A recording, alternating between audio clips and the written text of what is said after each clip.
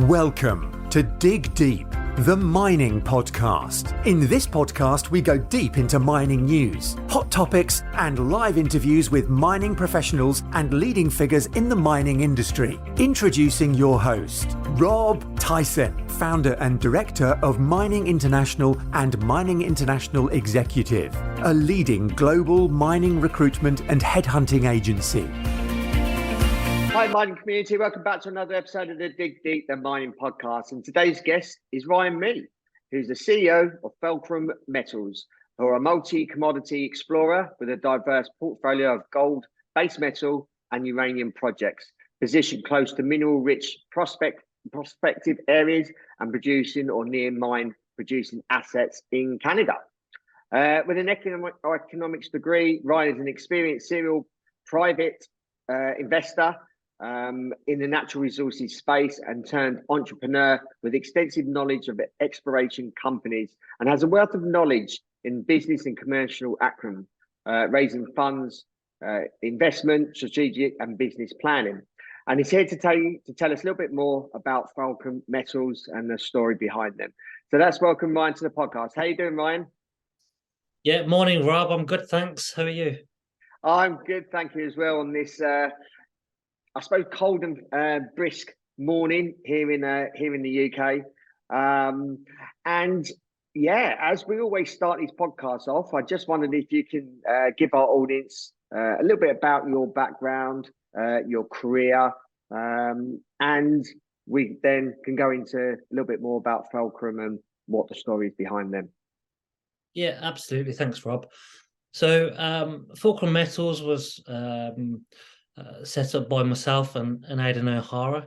My background is an experienced investor in the stock market in mineral exploration companies. I have done so over the last 10 to 15 years. And, you know, Fulcrum was set up 2 years ago, which was after a lengthy process of having a look at where in the world we would like to set up an exploration company. And really, the heartbeat of why we set Fulcrum up was we wanted to invest in a company which had shareholders' interests fully at heart, that was not a lifestyle company, and will put as much money as possible into the ground to create shareholder value. So, you know, I've been a senior professional for over 15 years in audit and consultancy. And, you know, over the last 4 or 5 years, concentrated on mineral exploration, during which time, you know, we've obviously set Fulcrum up. We've raised a series of money privately. And also, you know, since Fulcrum was set up a couple of years ago, we've brought in a number of projects, which we feel is, you know, it's an exciting base of projects for us to develop, create shareholder value, and now that we've managed to get listed on the stock market, that gives us a fantastic chance to leverage our position on the market to grow the company. So I just wondering if you could just give us an overview or snapshot, should I say, of Fulcrum Metals. Yeah, so Fulcrum, we're focused on Canada. We've got 4 gold and base metal projects in Ontario. We've got 2 uranium projects in Saskatchewan. One of them actually has a gold target on there, which we look to rediscover later on this year. But the reason why we've focused on Canada is because globally it is recognised as one of the top jurisdictions for mining investment. And that's because of the nature of the really friendly mining code. And also the geology in Canada is just fantastic. So what we've got here is low sovereign risk, really highly prospective geology. And I think, that's kind of backed up with this Fraser Institute survey, whereby Canada was recognised second globally in the attractiveness for mining investment.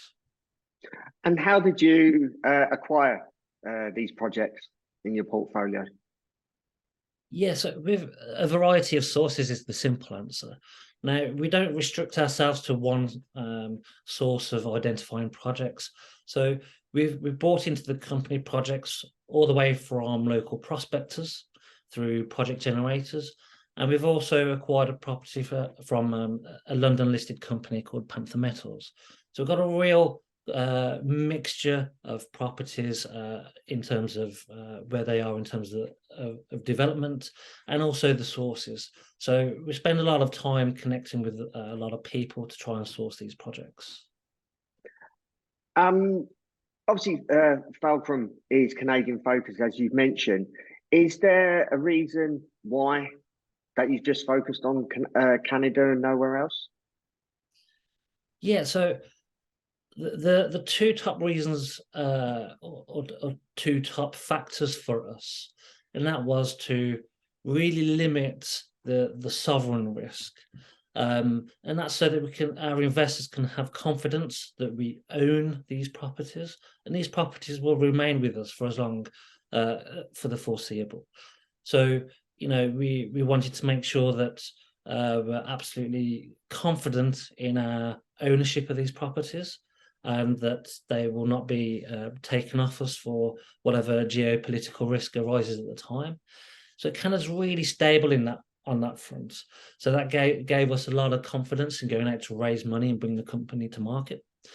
And also, geology speaking, it has got some of the, Canada's a really vast country, and it's got, a really, really highly prospective geology. Some of the world's largest mines are in Canada, but in the same breath of that, it's really, really underexplored as well. So that gave us the real opportunity to go out there, work these properties, and go and make these discoveries, which is really going to, kick on the share price and create a lot of wealth for shareholders.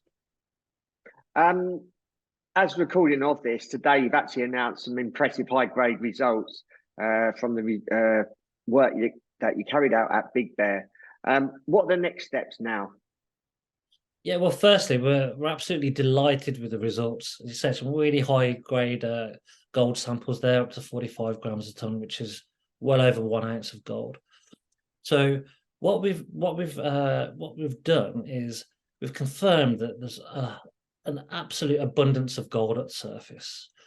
And what we've done there as well is we mapped, in real detailed format, the geology. So we mapped out the shear zones, which is really important in the context, because this is where we'll find economic deposits. So, we've linked up some of these occurrences.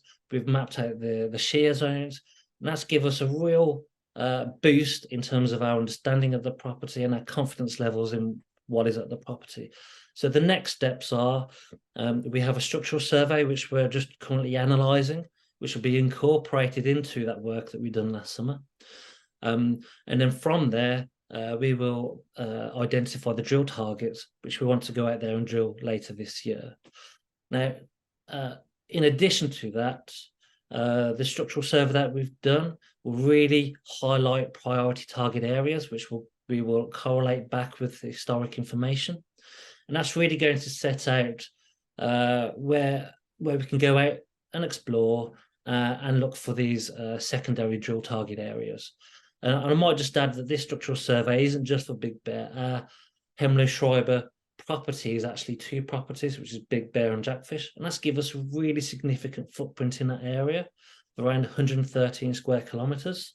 So that's going to give us real scale. So as we hopefully go and make these discoveries, that's going to give the overriding area significant uplift in value for the company and put us in a really good position going forward. The company has put out a tender for the next set of geophysics surveys at Big Bear. When do you think the decision will be made? Yeah, so at Big Bear, I'd say around somewhere between 60-70% of the enlarged property, because we brought in the Big Bear property from Panther Metals. What that actually sat really nicely with some licenses that we already had. So that's actually been expanded, and those expanded areas aren't covered by this high quality survey which already exists on the property. So that's going to give us a complete overview for a property-wide approach at Big Bear. I'm expecting us to kick off the geo survey at the start of April. I think that tendering process will be completed very, very shortly. So expect some news on that very shortly. So, the gears are now in motion for us to really get going for this year. Yeah, and for those that may not know the area, what is the area surrounded by? Is there other mining companies that are mining in locations pretty nearby? I just wondering if you can give our audience an overview of, I suppose, the region. Yeah, absolutely. So our Schreiber Hemlo property is on the western end of a fairly large 150-kilometer stretch of Hemlo Schreiber greenstone belts. So our property is around 80 kilometers west of the world famous and world class Hemlo mine, which has produced around 23 million ounces, and also just 60 kilometers west of another regionally significant project, Generation Mining's copper palladium project, which I believe is the mines to be under construction from around Q3 this year.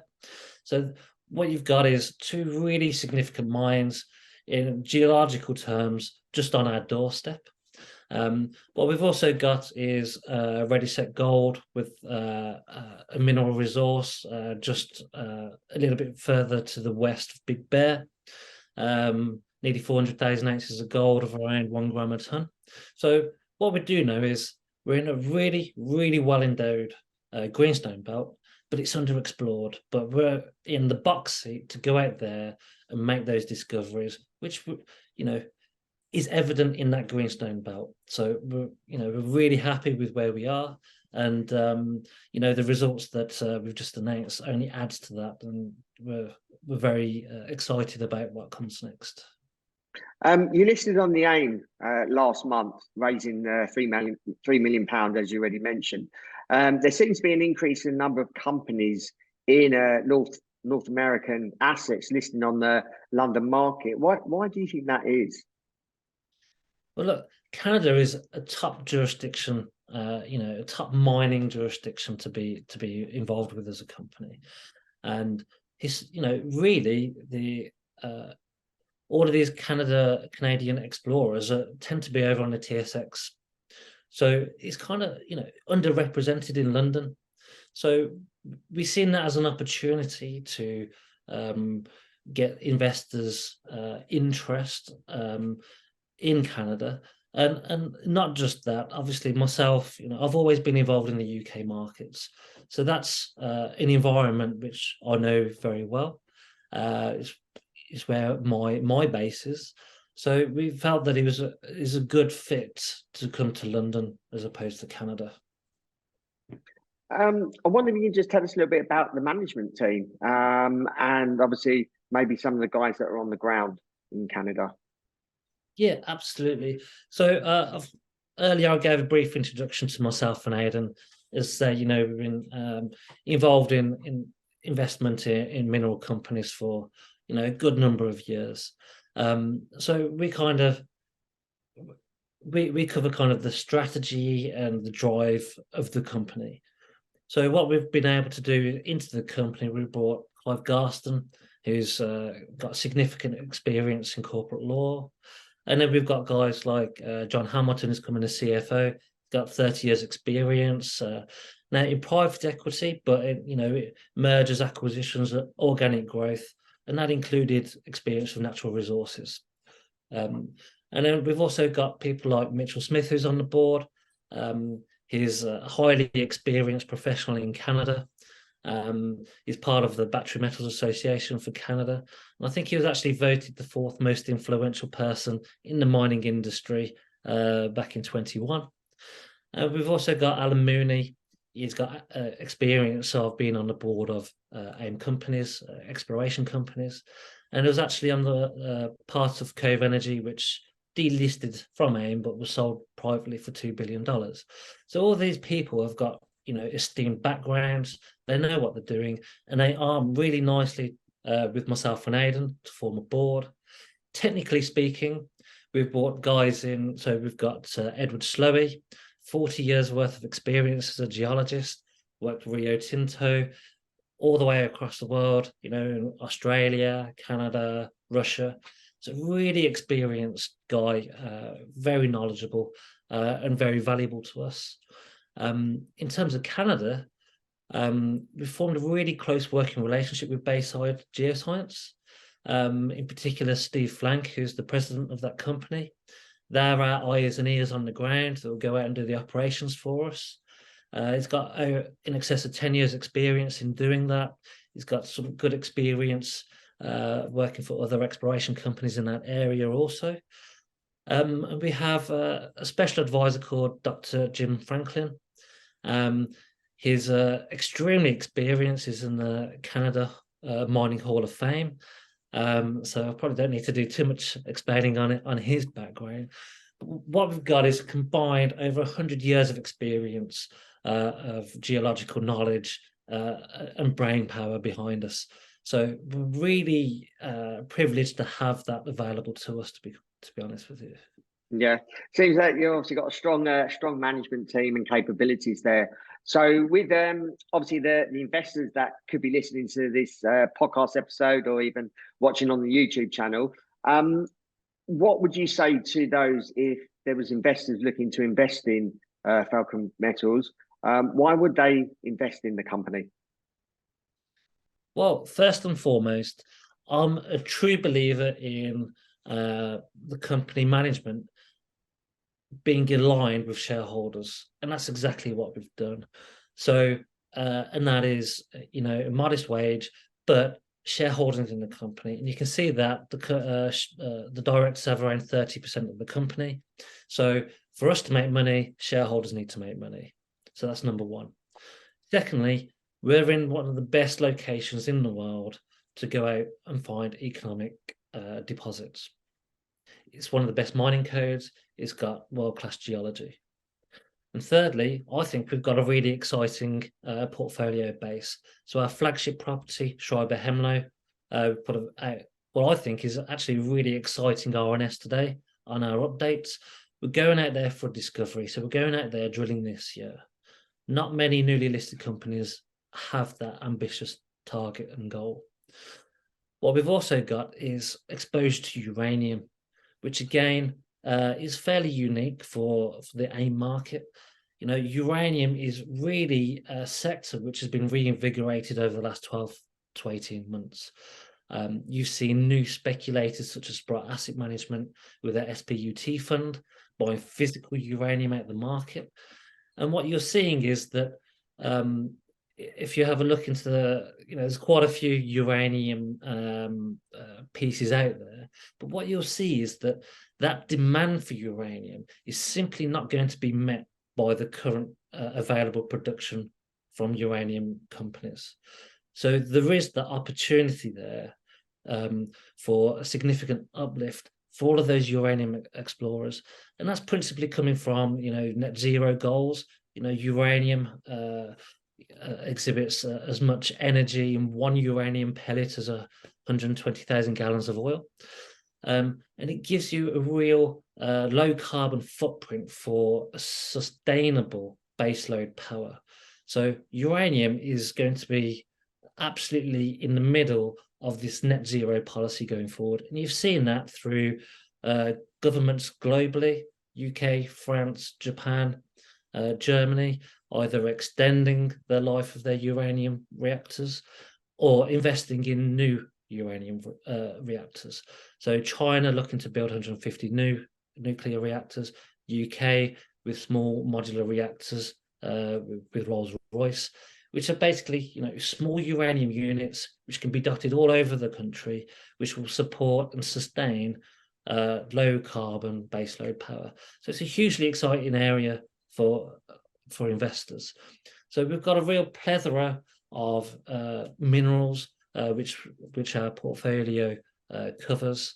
Gold, uranium, and base metals. So we cover all of those areas, and I think we're set for really exciting period in the company's journey. Yeah, that's good to hear. And lastly, and concluding, what's the outlook for the company for the remainder of 2023? And is there anything else that you want to share with our audience? Yeah, so our primary focus quite clearly is Schreiber Hemlo, and that is to get out there drilling.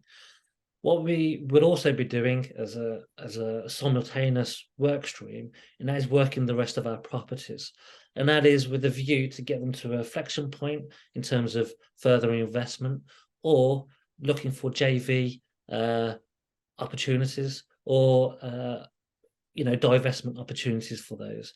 And then what we'll do is recycle that back into the business to go out there and continue drilling to, try and limit shareholder dilution. So essentially, we're going to get out to all of our properties this year. We're going to be drilling.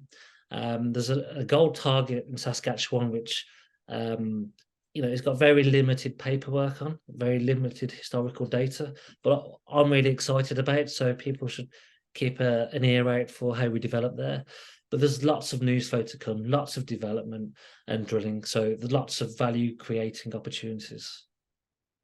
Ryan, really appreciate your time. Thank you for sharing your story with us. Wish you well for 2023. Sounds like you obviously got some good assets there that you're looking to develop. If our audience wants to reach out to you, if they've got any questions, want to follow your story, how can they go about doing that? What social media platform channels are you on? Yeah, thanks, Rob.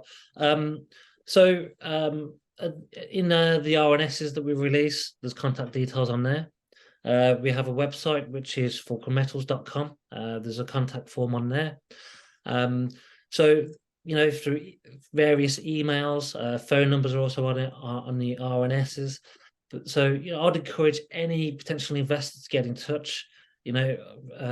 It's a pleasure to actually talk to potential investors or investors in the company. So, we're really transparent on that front. So yeah, just get in touch and let's have a chat. Yeah, we'll include all those in the show notes accompanying this podcast, so for easy access. So hopefully some of our listeners will reach out to you and also obviously follow your story. So obviously wish you well for the remainder of 2023. Perhaps you want to come onto the podcast later this year or beginning part of next year to give us an update. Yeah, absolutely, Rob. Really enjoyed being here with you today. And I'm sure as we develop these projects throughout the rest of the year, we'll be back and talking about some more exciting results. Yeah, great to hear. And like I said, wish you well for the remainder of the year. And for those that are listening, appreciate your continued support. Please share this episode amongst our British viewers, amongst our Canadian viewers, but obviously everyone else around the world. This podcast is across most of the countries in the world. I think last count was 188. So please share this episode far and wide. We want, and it's not just about educating people within the mining industry. It's also educating people outside of the mining industry of this obviously wonderful industry and primary industry that we're in, which is obviously needed for humanity to move forward. So, like I said, appreciate your continued support. And until next time, happy mining. Thank you for listening. Remember to reach out to Rob via the show notes and be sure to subscribe and leave a review. Until next time, happy mining, helping each other to improve the mining industry.